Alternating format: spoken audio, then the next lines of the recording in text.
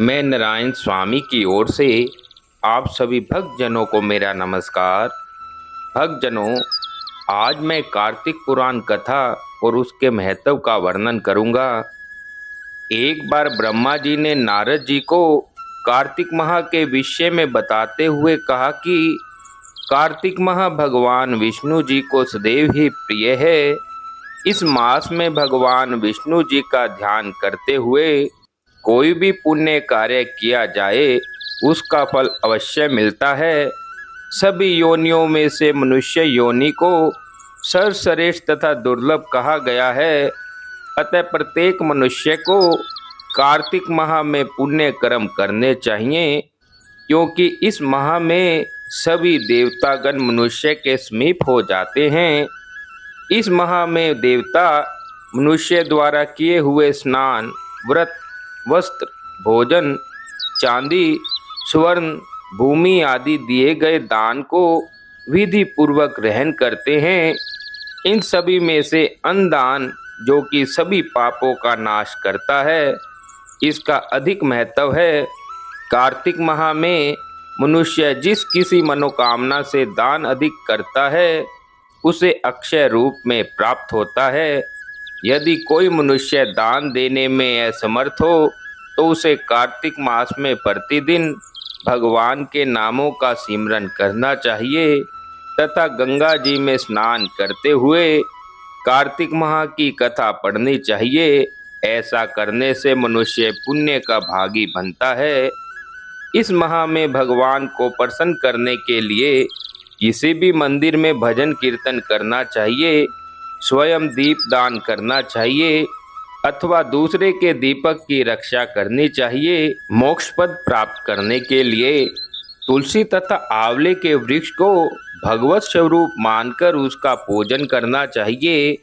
जो मनुष्य कार्तिक माह में जमीन पर सोता है उसके सभी पाप युगों युगों के लिए नष्ट हो जाते हैं।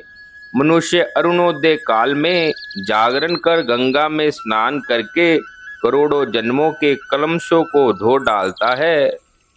कार्तिक माह में प्रतिदिन इस प्रकार भगवान का कीर्तन करें।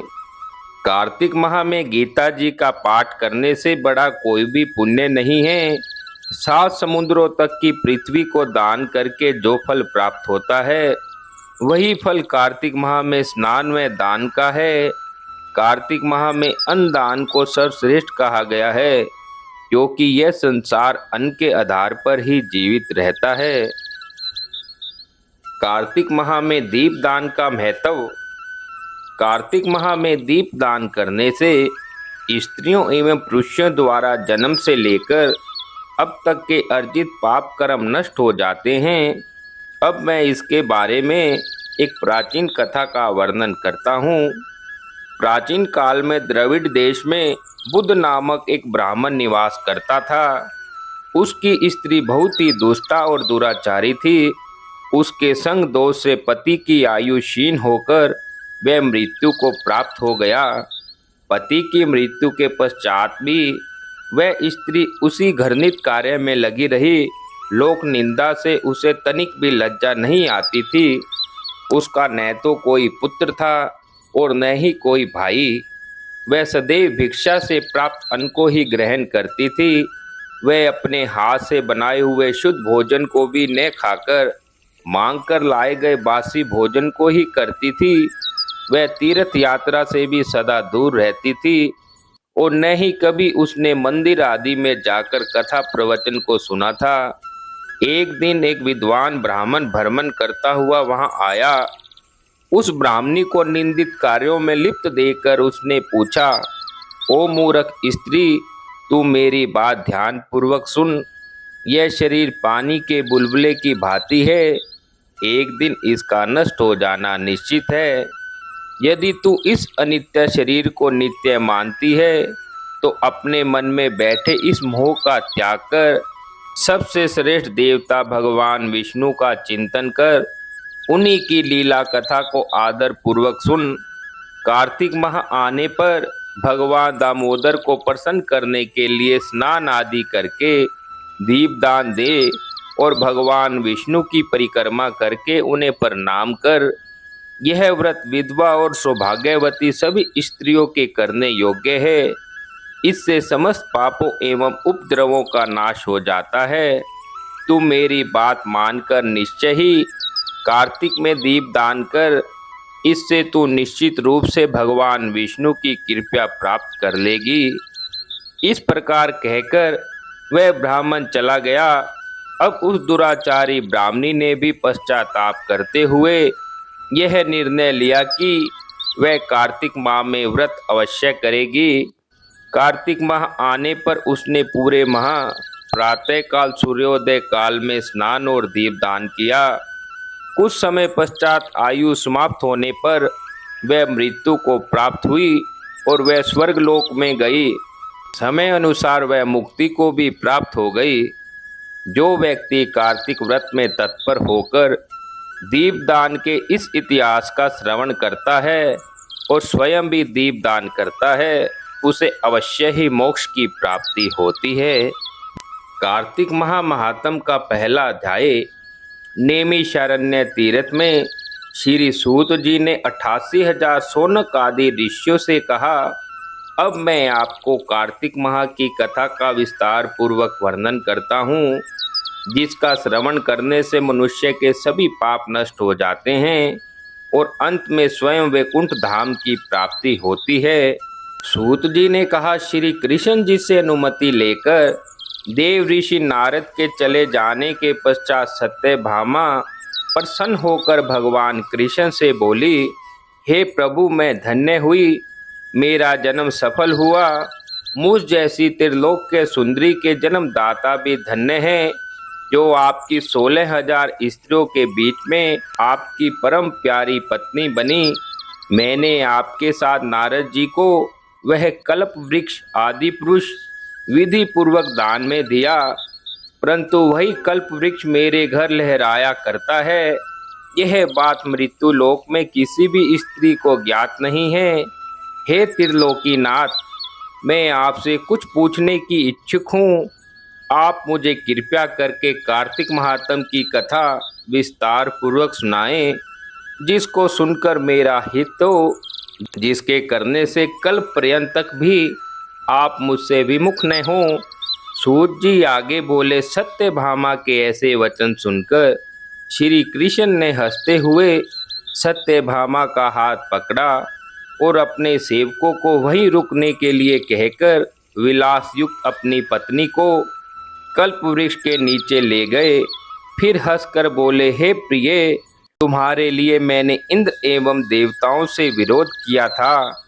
हे कांते, जो बात तुमने मुझसे पूछी है उसे सुनो। एक दिन श्री कृष्ण ने सत्यभामा की इच्छा पूर्ति के लिए गरुड़ पर सवार होकर इंद्रलोक पर जाकर कल्प वृक्ष को मांगा। इंद्र द्वारा मना किए जाने पर इंद्र एवं गरुड़ में घोर संग्राम हुआ और गोलोक में भी गरुड़ जी ने गौओं से युद्ध किया। गरुड़ की चोंच की चपेट से उनके कान एवं पूंछ कटकर गिरने लगे, जिससे 3 वस्तुएं उत्पन्न हुई। कान से तंबाकू, पूंछ से गोभी और रक्त से मेहंदी बनी। इन तीनों का प्रयोग करने वाले को मोक्ष नहीं मिलता। तब गौ ने भी क्रोधित होकर गरुड़ पर वार किया, जिससे उनके 3 पंख टूटकर गिर गए। इनके पहले पंख से नीलकंठ, दूसरे से मोर और तीसरे चकवा चकवी उत्पन्न हुए। हे प्रिय, इन तीनों का दर्शन करने मात्र से ही शुभ फल प्राप्त हो जाता है। यह सुनकर सत्यभामा ने कहा, हे प्रभु, कृपया मुझे मेरे पूर्व जन्म के विषय में बताएं कि मैंने पूर्व जन्म में कौन कौन से दान, व्रत एवं जप नहीं किए हैं। मेरा स्वभाव कैसा था, मेरे जन्मदाता कौन थे और मुझे मृत्यु लोक में जन्म क्यों लेना पड़ा। मैंने ऐसा कौन सा पुण्य कर्म किया था जिससे मैं आपकी अर्धांगिनी हुई। श्री कृष्ण ने कहा, हे प्रिय, अब मैं तुम्हारे द्वारा पूर्व जन्म में किए गए पुण्य कर्मों को विस्तार पूर्वक कहता हूँ, उसे सुनो। पूर्व समय में सतयुग के अंत में मायापुरी में अत्रि गोत्र में वेद वेदांत का ज्ञाता देव शर्मा नामक एक ब्राह्मण निवास करता था। वह प्रतिदिन अतिथियों की सेवा, हवन और सूर्य भगवान का पूजन करता था। वह सूर्य के समान तेजस्वी था। वृद्धावस्था में ही उसे गुणवती नामक कन्या की प्राप्ति हुई।